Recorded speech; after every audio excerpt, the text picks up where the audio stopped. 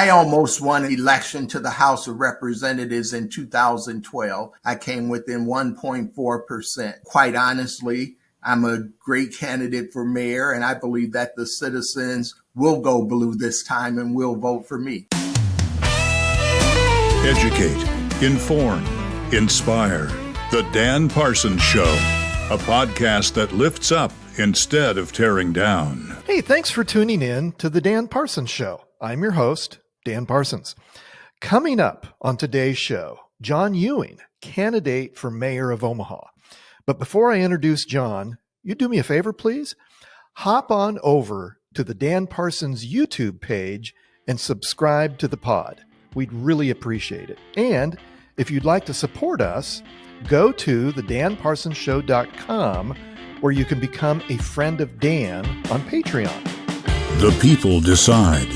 The voices impacting Omaha. This is Election Coverage 2025 on The Dan Parsons Show. Well, as our regular listeners and viewers know, here at the Dan Parsons Show, we're focusing on the Lincoln and Omaha city elections this spring, including the race for mayor of Omaha. 5 candidates are running for mayor, including the incumbent. The primary is coming up on April 1st, not too far away. And the top 2 vote getters will advance to the May 13th general election. So it's my pleasure to introduce one of those candidates, Mr. John Ewing. John, welcome to the Dan Parsons Show. Dan, thank you very much for having me. I'm glad to be able to talk to you for a few moments today. Absolutely. Well, John, you were a leader with the Omaha Police Department as a deputy chief for almost 25 years before becoming Douglas County Treasurer in 2007. And so you're not a stranger to politics. But what motivated you to run for mayor? Well, one of the things I believe is that people have to be able to have leaders that they believe in and leaders that will keep their word to the people that they're leading. And so I felt like it was imperative that we have someone in Omaha who can take us from where we're at today and move us forward into becoming the great city that we have the potential to become. And I have a great deal of experience dealing with city government, county government, and would probably be one of the most experienced individuals to ever run for mayor and to win the election and become the next mayor of Omaha. Very good. Very good. So out of demand from our listeners and viewers, I've started a little thing that I call Dan's 4 and You're 1. Just a little way to get to know my guests a little bit, and then maybe some information that our viewers and listeners don't know about me. So if you're willing, let me do 4 questions, and then you get to fire one back at me. So where did you grow up? I grew up in Omaha, primarily North Omaha, and have been here all my life. Nice, nice. As you were growing up as a kid, what was your dream job? You know, I think my dream job would have been being a businessman. At the age of 12, I decided I was going to go to college and I was going to major in business. I was actually a business major when I joined the Omaha Police Department. And some folks kept encouraging me to apply, and I finally did. And it was an absolutely amazing career. And what I've tried to do as treasurer and while I was at the police department was actually apply some of the things I learned as a UNO Maverick. Go Mavs. During my time in the business college. Interesting. And I'm finding out that this question maybe doesn't work as well with politicians, but we'll give it a try anyway. I'm a public servant, Dan, so it'll probably work well with me. What's the most famous person you've ever met? The most famous person I've ever met is either Barack Obama or, I just drew a blank that quick on George Bush. Okay. I met both of them during my time with the Omaha Police Department. Nice. I think that's a pretty good answer. Okay, last question for you for these get to know you questions. What was the first concert you attended? I believe it would have been the Commodores. That was my favorite group growing up, and I believe that's what it was. I didn't go to a whole lot of concerts when I was young, but I do love music, and that was my favorite group Ooh. during my high school years. Yeah, the Commodores. Now that you say that, we're about the same age, I suspect. I seem to think that I may have seen the Commodores because before they got big, they really got big when, of course, their lead singer. Now his name is Lionel Richie. Lionel Richie, yeah, of course. So anyway, okay, all right, you get to fire one back at me. Well, you said you'd grown up in Lincoln. What part of Lincoln did you grow up in? Well, that's a good question. So I was born here in Lincoln, kind of central Lincoln. My family actually, well, here's a little interesting tidbit that most people don't know. I was adopted. So my mother was 16 years old when she birthed me here at Lincoln General Hospital and gave me up for adoption. So I spent my formative years, early years here, and then my adopted family, we moved out west to Ogallala. So I graduated from high school in Ogallala before coming back to Lincoln and attending the university, and been here since. So anyway. Okay. Yeah, thanks for asking. Sure. Okay, let's dive into this. I know there's a lot of issues impacting this mayor's race. And like I said, there's 5 candidates. You're one of the 4 challengers to the incumbent. There's been a lot of talk about, of course, the streetcar. You told WWT recently that you opposed the streetcar project and you called it trolley folly. But you conceded that it's too late to stop the project. Just for our listeners and viewers who maybe aren't as familiar with that issue and obviously more and more people are becoming the people in Omaha interested in this issue. Just talk a little bit about that project and your stance on it. Sure. Well, the most important thing is that I believe the streetcar should have gone to a vote of the people. That's what the mayor promised when she was running for re-election. And my opposition is primarily based on that fact. I believe it's critically important, like I said in my introduction, that leaders tell people the truth and they keep their promises. And so when you don't do that, I think that creates a very tough issue for the citizens of this community and a lot of opposition. I think if you believe a project is worthwhile as mayor, it becomes your responsibility to help sell that and convince the people that it's a worthwhile project. Having said that, when I look at the construction and tearing up of Farnham Street, when I look at the Harney Street Bridge being taken down, when I look at 19 contracts being signed and all of those things being done and rushed to get to this point, you have to be honest with the people. I'm not going to tell the people I can stop something that I don't believe I can. That's just not who I'm going to be. I'm never going to be a politician. I'm going to be a public servant who tells people the truth. So I've conceded that point simply because I believe it's true. Now, if it turns out that I'm wrong and it will be something that can be examined and we can do it without harming the city's image and the city's reputation and the city's relationships, then I certainly would take another look at it. I just don't believe that's possible. Interesting. In another interview with KETV, you said, if we don't have public transportation that works, we hurt our economy. We hurt our businesses. And once again, we have a drag on our economy. Talk a little bit about that sentiment, John, as far as public transportation, and I guess juxtapose that with the streetcar project. Sure. So one of the things I look at with the young people of this community and the brain drain that we're having is Omaha is a very car-centric city. And a lot of our young people don't necessarily want the expense of having a car payment, having to pay for gas, having to pay for insurance, having to register the vehicle, having to then pay for repairs as well. So it becomes a very expensive proposition. So that hurts our young people who are potentially starting their careers when they don't have access to public transportation.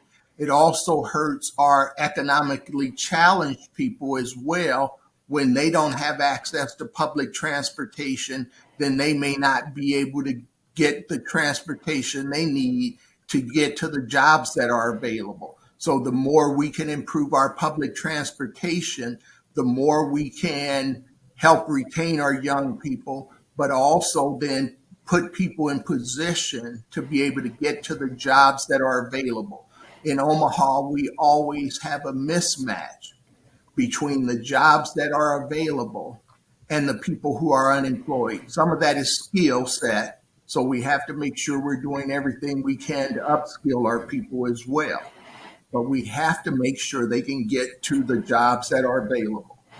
And the streetcar project, how does that apply, or does it, to that vision of having having more transportation for younger people in the community? It's a nice tourism thing. It's a fun thing. I don't think it plays into public transportation very well unless somehow you can connect it to other forms of transportation like metro area transit, and then some of the other things that Metro is looking at with vans and things like that. If you can connect it, and if you can take that streetcar and expand it to where it is going to places that people want to go to, then it can play a role. But it has to be connected and it has to be expandable.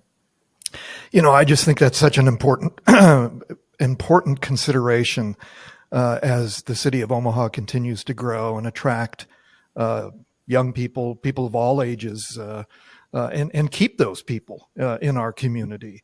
And for example, I went on a business trip.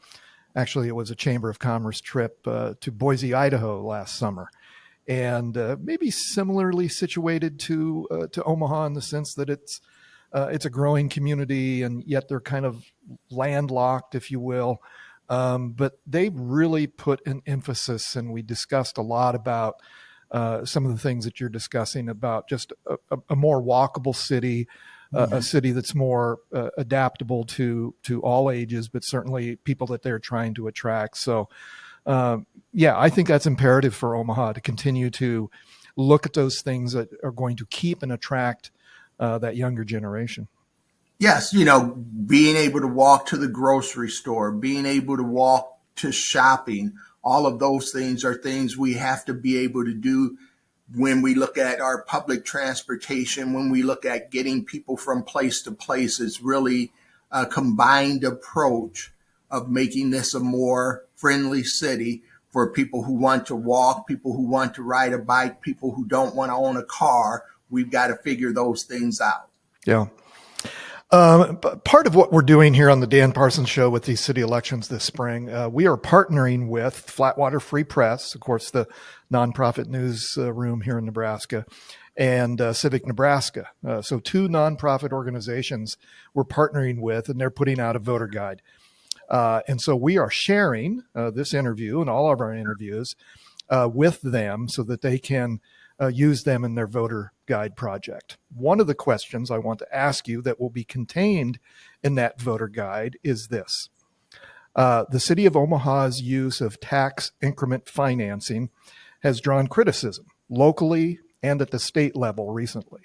If elected, how would you either safeguard the incentives currently or advocate for changes with TIF? One of the things I believe that we have to make sure we're doing with TIF is we have to make sure we are following the guidelines. And that is for economically blighted or extremely blighted areas. So I would utilize TIF more in some of our more economically distressed areas. And then the second thing I believe we have to do with that is make sure that we don't over rely on TIF. I think the only thing that prevents a city from being able to be successful with economic development is really the creativity. So we have things like the Good Life districts now. If we can create TIF, if we can create the Good Life districts, we can look at other ways to create economic development as well. With TIF, you take property and you freeze the value for 15 to 20 years.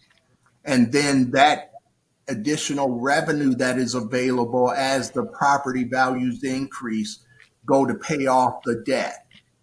That money does not come to the city, the county, or the school district to help with their growing needs. So I would look at things where we can be more creative, like the Good Life districts, where they actually take a portion of the new state sales tax that's created by the investment, and that money goes to pay off the debt instead. So you don't have frozen property values and you don't have money actually being siphoned off to pay the debt. It's just revenue neutral.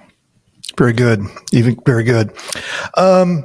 Even though this race is officially nonpartisan, as a Nebraska Democrat, why do you think voters have elected Republican mayor and congressional representatives in recent history in Omaha, while swinging blue for presidential candidates? How do you explain that? Well, I almost won an election to the House of Representatives in 2012. I came within 1.4%. So I think that was one of those races where you had two good candidates at the time, and I just didn't have enough funding as we were going into the last portion of that race. Once I got the funding, I was able to compete and do a great job. I think, quite honestly, I'm a great candidate for mayor, and I believe that the citizens will go blue this time and will vote for me. Well, it's a fascinating, obviously the nation's political leaders have been focused on the blue dot in Omaha. We've had, both Bernie Sanders and somebody else just recently. Tim Walz was here. And yes, forgive me, and Tim Walz. Governor Walz from Minnesota was just here. And so obviously the attention across the nation continues to be focused on this situation in Omaha, that there's somewhat of a balance between political parties. And so, I think more and more people are finding that fascinating. And it's and again, the mayor's race is officially nonpartisan. There's no letters behind your names when you get that ballot, but obviously there are both Democratic Party and Republican Party are very interested in this race. So I just think voters continue to be fascinated with that. Yes, you always have to give them a reason to vote for you. And I think I've given them 43 years of great public service. And as I just said in the last debate, if they like what I've done as treasurer, they're going to love what I'll do as mayor. A couple more questions here before I turn you loose here. What are some of the differences between you and your opponents in this race? Why should people mark their ballot for John Ewing over the other four candidates? One of the things that I will say is this. I believe in the sanctity of people being able to make their own decisions. And so you have people that are trying to be in people's doctor's visits and telling them what they should do with their reproductive health, what they should do with their children, and a lot of other things where I really view that as government interference. I believe people should be able to make their own decisions with their doctors, with their medical providers, and based on their faith or their lack thereof. But I don't believe my faith should be imposed on anyone else. So that's one clear difference between me and some of my opponents. Another difference is you have a lot of people doing a lot of talking about fiscal responsibility. I'm the one that has demonstrated that with 20 straight budgets now, when you count the time that I was with the Omaha Police Department, where we were always on budget when I was responsible for it. as well as the 18 years here. But I'm also the one that's been creative enough to look at ways to increase revenue for Douglas County. So as an example, when I started here as treasurer, we were getting $75 a month commission for the collection of sales tax for the state of Nebraska. We now get $21 million a year instead of $900 a year because I saw where we needed to take and get the same commission for that collection of money as we do for other collections. We've also created a dealer center where we draw people, dealerships from Sarpy County, Douglas County, Washington County, Dodge County, to come to our office because we do it faster than other people, and we get a portion of that cost as well to the tune of $7 million a year. So I'm always looking at how we can be creative and not just be status quo. And that's the same type of leadership I'll provide as the next mayor of Omaha, Nebraska. Very good. What have I not asked, John, that you wished I would have asked you? Well, I don't know if there's anything you didn't ask, but I will say to the voters that I believe I'm the person who has the best combination of experience and the best combination of leadership necessary to move Omaha forward. When you look at the other candidates, I don't believe anybody possesses the same willingness to look at how we can do things differently. Most people are status quo, looking at this is the way we've always done it. I've never looked at things that way. As an example, they're struggling to recruit police officers right now in Omaha, Nebraska. Well, I'm the only one in this race who's actually recruited police officers before. And when I did that, we went from 4 career fairs a year to 34. We had movie theaters putting up the Omaha Police Department badge saying, join us. We reached out to a number of organizations to get our information out to them and through their organizations to people. I also look at some of the ways that we can attract people to be able to fill some of the roles that don't have to be filled by sworn police officers, so that you can maximize the number of police officers on the street and doing investigations. If you don't have that experience, you can't come up with those type of suggestions and thought processes. So I believe my experience in county and city government is a very unique experience that nobody else has really had before. Very good. Very good. How can our viewers and listeners find out more about you and your campaign? Sure. They can go to johnewingforomaha.com for my website, and they can go to John Ewing for Omaha for my Facebook and Instagram page as well. Very good. Well, John Ewing, thank you. Thank you for your time. Best of luck in the few remaining days yet before the primary on April 1st. And it's a pleasure to chat with you this afternoon. Thank you, Dan, for your time and time that your listeners are going to spend getting to know me better. Thanks to John Ewing for joining the pod today. Best of luck to you, John, in the Omaha mayor's race. We'll be interviewing all of the candidates for Omaha mayor in the days ahead, so stay tuned. Thanks to Penology Tech Solutions for their great technical help and equipment, Kim Remington, Parsons Public Relations Director of Operations, and Chase Porter, who produced this episode. But most importantly, thanks to each of you for tuning in. And hey, if you're watching this on YouTube, check out these episodes. That's the show. Thanks for tuning in. Now go do good things. I'm Dan Parsons.